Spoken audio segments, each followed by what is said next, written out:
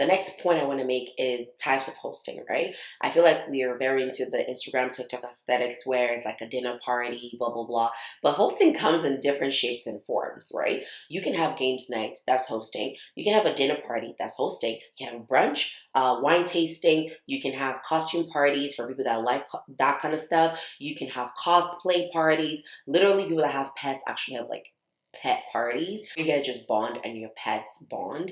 What else are there? Like literally, there's so many different styles of hosting. It's not just the dinner party or the games night because I know that that is what is all over social media. But if that's your style as well, by all means, because that's my style. So chef kiss, love it. But those are just the different types of hosting that you can have. All right, so now that we've covered the preliminaries, let's get into the fun stuff. So planning. So now you want to host, the art of hosting, planning. How do you go about doing this? So the first thing I want to say, the first tip, TikTok and Pinterest, your absolute best friend. It doesn't matter the type of host you are. It doesn't matter the type of hosting you're trying to put together.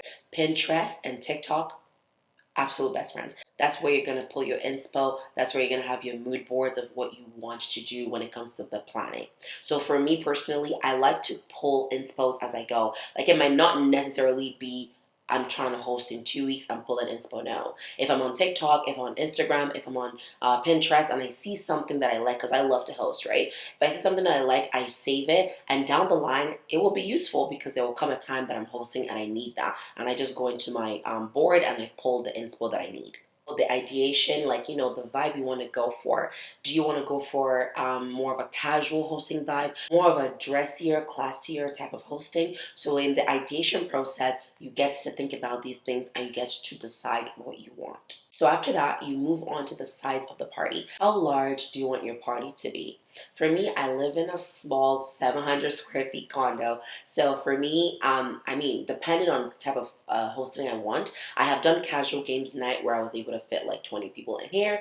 And I recently did a sit down where the sit down maximum could only fit 12 people. Essentially, these are the things that you have to factor in. How big is your home? Do you have a house? Do you have the space for it? And if you do, by all means, once you consider these factors, that's what's going to help you determine the size of your party. You have to think about the vibe that you want. Do you want more of a chilled hosting? So the games night, there's a fight night, UFC fight night, or maybe Super Bowl nights, that kind of casual hosting? Or do you want something more dressier and classier, like a sit-down dinner, like a themed dinner night where people dress up and show up? Or do you want something more chilled, like pajama party, or just wine night in your casual attire, or onesie party, etc.? So you decide your vibe once you've decided the number of people you can accommodate in your home. And now the more fun stuff, the food, because you know me, I'm a foodie, I love food. So now you think about your menu. What do you want your menu to look like? If you're more on the casual side,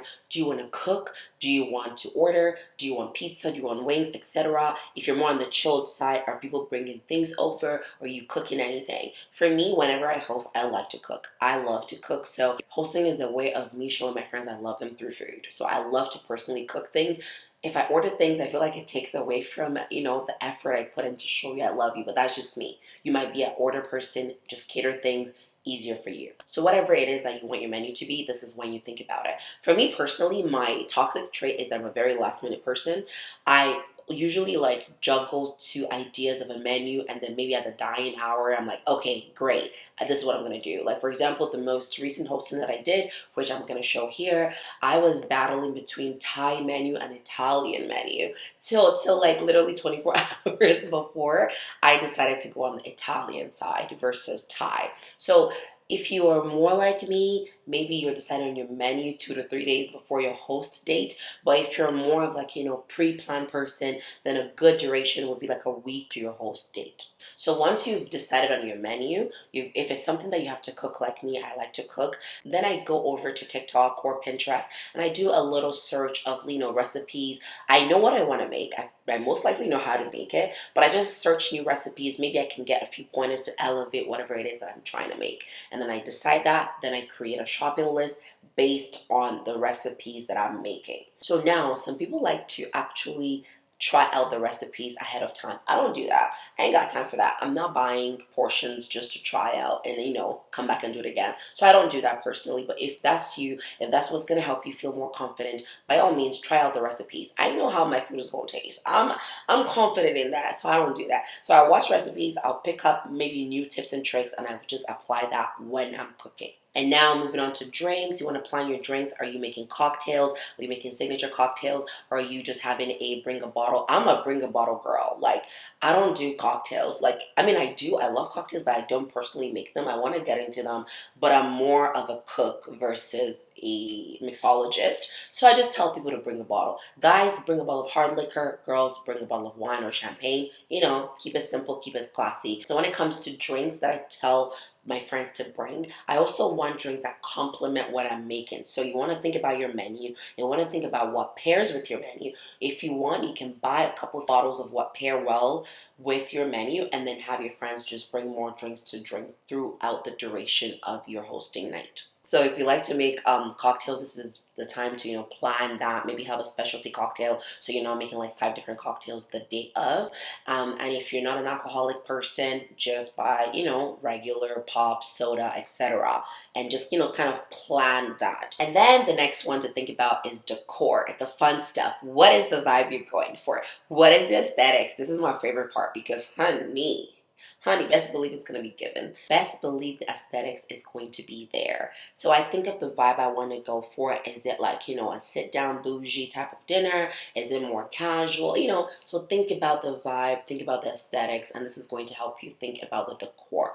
I just tried something new for the first time, which was table and chair rental, because I wanted a sit down Italian dinner. I only have a bar height table, as you guys can see behind me, and that only sits 4 people. And I wanted to sit 12 people. And I've had hosting where it was more chilled, more casual, where I didn't need to sit nobody. So if you're having a sit down dinner, maybe think and look into rentals. I'm going to post the website I used to rent down below. I'm also going to, put some things on my Amazon storefront, so look out for that. So once you decide on the decor, you decide on what you have, what you don't have. In terms of a sit down dinner, if that's what you're going for, work with the dishes you have in your house. Don't break bank trying to buy new dishes to match your aesthetics. So I'm a gray girl. My dishes are gray, as you can see. I work with that. So I get a light gray tablecloth, and my candles are gray, and my candle stands are gold. So they work with what I have in my house. So I'm not breaking bank trying to buy new things. So you think about the decor if you're renting, if you're buying, etc.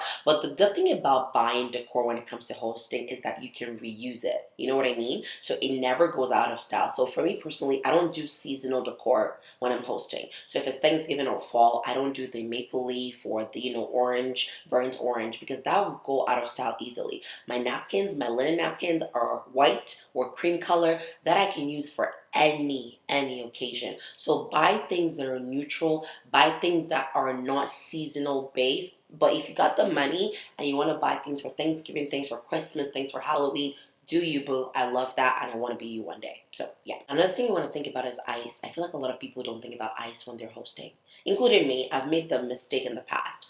Buy ice, guys. Buy lots of ice, put in your freezer if you have the space. If not, if you have ice maker, make your ice. Make sure you have enough for your guests. And if you are the kind of person that likes to show love through gifting, like we talked about earlier, then maybe you think about the gift ideas that you want to, showcase. What do you want to give your friends? What do you want to put on the little plate, etc. So this planning stage is the moment that you think about all of these things and you make your big shopping list and you go and buy what you need. All right. So now we've done the planning. Now we are moving on to execution. Okay, this is the part that gets overwhelming because the planning, the board making, the aesthetics, all of those things are fun until you gotta execute them. So it's very important that you plan properly so you do not get overwhelmed. Now we are moving on to execution. Okay, this is the part that gets overwhelming because the planning, the board making, the aesthetics, all of those things are fun until you gotta execute them.